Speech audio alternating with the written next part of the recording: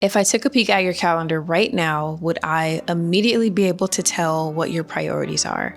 If not, let's have a talk. Hi, I'm Felicia, and on my channel, I document what it looks like to surrender an ambitious life to God and let Him lead it. Today, I want to talk about your calendar and specifically how you build it around your actual priorities and what it looks like to be intentional about your time. Your calendar is one of the most honest tools that you have, but only if you're being honest with it. A lot of us, if I'm being honest, are just winging it. We wake up, we react to just whatever the day throws at us, and then somewhere between all of that, the things that we actually care about or that we really need to get done don't make it on the calendar. And I know firsthand because that was me for a very long time. My calendar used to have a lot of blank space. I would just handle business things as they came up throughout the day. And then my relationship with God, it was just like a prayer here, a prayer in the car, prayer over my food, but like nothing consistent, definitely not intentional. And my calendar reflected exactly that. So the question isn't just, do you have a calendar? It's, does your calendar actually reflect the life that you say that you want to build? And to even get there, first, you have to figure out what kind of calendar person you actually are, because there are a few different types of calendar people. There are the rare few people who just genuinely don't need a calendar. Like they can hear a date 2 weeks out and just remember it, no planner, no app, don't write it down, no, nothing. And then there are people who, they genuinely have it down. Their calendar is color coded, it's time blocked, everything has a place, and they are really good about sticking to it. And then there are those people who have a calendar, but it's more so just appointments, a few meetings, and a lot of times like things that other people schedule that they just added to their calendar, but nothing really intentional about their own time and about their own priorities. And then there are people who go all in, they put every single thing on their calendar, and then they still don't stick to it because it just starts to feel too much and too overwhelming. I've been a few of those different people at different times. And what I've landed on now is just something somewhere, I would say in the middle, like intentional, but not rigid, and just structured enough so that it actually works in real life and so that I'm consistent with it. Because the goal is not to have just the perfect calendar. It is to have a calendar that you actually are using consistently. And one thing that I've learned about myself is that if something isn't on my calendar, there is a very little chance that it is going to actually get done, or it gets done, but it gets done at a random time, or then it gets done instead of something else. And depending on the season that you're in, random, it just doesn't work. So I personally use Google Calendar for everything. And the one thing that made a huge difference in me even wanting to open up the calendar and wanting to be consistent, surprisingly, was switching to more calming colors on my calendar. And I know it sounds small, but the standard colors that come on there are just loud and bright and harsh. And I would just feel overwhelmed the second that I looked at it, like just instant anxiety, even if I didn't have a lot on there. And so that helped me a lot. I learned that from another creator called Jules Acree that I will link down below. But once I made the switch, it just felt a lot different. I felt like I actually would look forward to looking at my calendar to see what I had planned for the day. Sometimes the barrier isn't just discipline. Like in my case, it was just that the tool didn't feel good to use. So now everything goes on the calendar: standing meetings with my team, my weekly therapy appointment, Bible study at church, spending time with my friend every week, and even things just like a standing breakfast and dinner time. And I didn't used to include things as detailed as that just happen every single day, like meal times. But especially since becoming a foster parent, I've changed that because I like to just make sure that there's structure and that there's routine so that everyone knows exactly what to expect and when to expect it.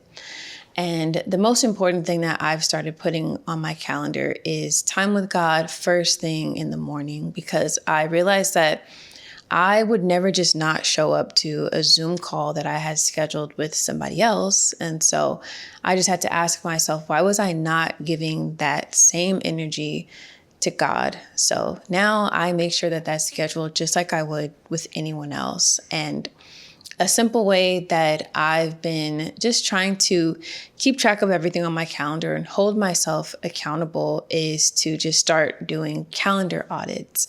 So if I didn't do something that was scheduled for the day, then I just make sure that I delete it off the calendar so that, if I go back and 3 days in a row, I didn't show up for my time with God, then I know that that's something that I need to work on moving forward. And it's just a really clear visual of what actually happened and not just what I intended to happen. And it just kind of helps to keep you honest with yourself and realistic about where your time is actually going. And then you can just ask yourself like, okay, now what can I do differently? So whatever that looks like for you, whether it's time with God or time with your family, your time for yourself, your health, your content, whatever it is, like it will show you exactly where you've been and where you might need to just work at being a little bit more intentional.